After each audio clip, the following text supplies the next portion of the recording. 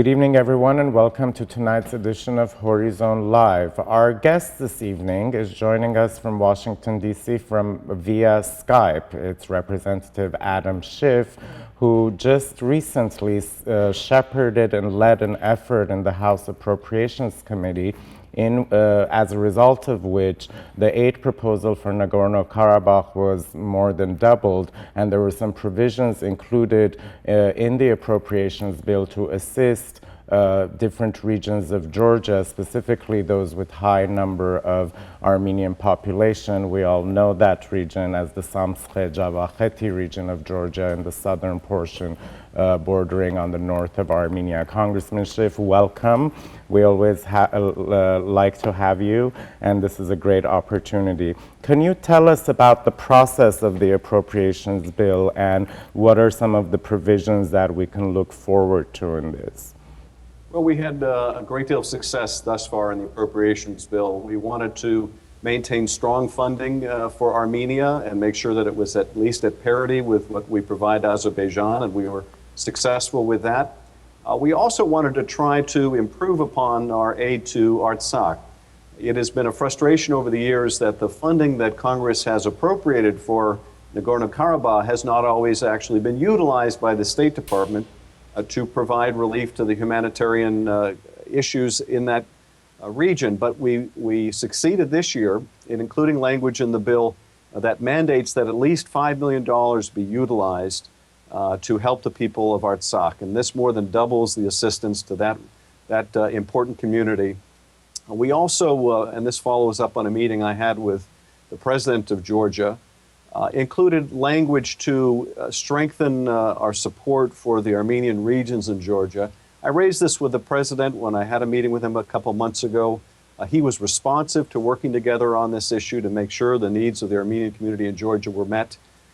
And now in the Foreign Operations Appropriations Bill, we have language specifically requiring USAID and the Millennium Challenge Corporation to work together and develop an aid plan for those communities. Now, your counterpart committee in the Senate last week also passed its appropriations recommendations, in which it did recommend aid for Nagorno-Karabakh, but it did not specify an amount as your request was. Now, when this bill goes to committee, what are some of the steps that need to be taken, both from the congressional end, and what are you looking from the constituents to do? Well, this is a very important question because, of course, these two versions will ultimately have to be reconciled in the conference committee. And we want the better language of the House version to be in the final work product. So we're obviously going to be working that conference committee to try to make sure that the House language prevails. It'll be important for the community to weigh in with the members of the conference committee and urge them to include this language from the House so that we can get past the problems we've traditionally had in this area. And we're likely to face some pushback. The Senate, like the House, has got many members of the Turkish caucus and the Azerbaijan caucus, and they will be fighting us on this. But we prevailed thus far in the House, and we want to make sure we can get it to the president in this form. And what about the administration's inclination to just across the board cut foreign aid, and they have recommended a rather significant cut to aid to Armenia? How would this bill kind of change this process if passed? Well, if we're successful with the House version, and you're right, they're trying to cut all foreign aid, and one of the few areas where we were able to maintain support and increase it was in the aid to Armenia and Karabakh. So we very much were the exception in the Foreign Operations Bill this year, and we want to maintain that. But that is pressure we will face in the conference committee, so we have to be ready for it. Mm-hmm. I'm going to go back to the administration. The Secretary of State Hillary Clinton several weeks ago in a presentation to your committee basically termed the Armenian genocide as a tragic event, something that needs to be reconciled, and you raised the point that this was actually a genocide. Now, she's due in Armenia on Monday, June 4th. How do you think this whole issue should work itself out? Well, I was deeply disappointed in the Secretary's comments during the town hall that she had at the State Department. I've written to her about this, raising strong concerns about what appears to be a change in policy at the State Department. I was joined by 60 other members on the letter I wrote expressing those concerns. And when the Secretary of State testified before our committee, I raised in some very pointed questions the change she's made in her own statements on the issue since when she was a senator and a candidate for president. This is very disturbing to have someone of her position talk about this as if it were a matter of historical debate. It's not, it's a fact, and we want our government to reflect that fact in all of its statements and all of its actions. So I continue to press this issue, and I hope that on the Secretary's visit that she can be persuaded to walk back from these recent and destructive comments. Mm-hmm. And what does the community do if she doesn't? You know better than anyone else that the Armenian American community is extremely disappointed that the Obama administration for reneging essentially on their campaign promise come November. What is your recommendation for the constituents to do? Well, that's a very good question, and this is something that I understand the community's frustrations about. I share those frustrations because this is a president who I raised the issue with during his presidential campaign. He was committed at that time to recognize the genocide, and this is a deep disappointment. And it comes on the heels of other deep disappointments with the former president who made the same commitment and reneged. Unfortunately, there seems to be a bipartisan tradition in the White House of reneging on this commitment. The most we can do is keep their feet to the fire and continue to press this issue and to underscore its importance to the community. How the community ought to respond to that in the ballot box, I leave to individual members of the community. They'll have to weigh that along with what they know or don't know about the president's opponent and what his position may or may not be, and also the whole other range of issues that community members care about in their president. But it is deeply disappointing and not something I feel in any way defensible. Mm-hmm. The other issue that comes with the whole discussion of the region and with the Secretary of State going there is certainly the military rhetoric that we're seeing coming out of Azerbaijan and the non-stop skirmishes on the border.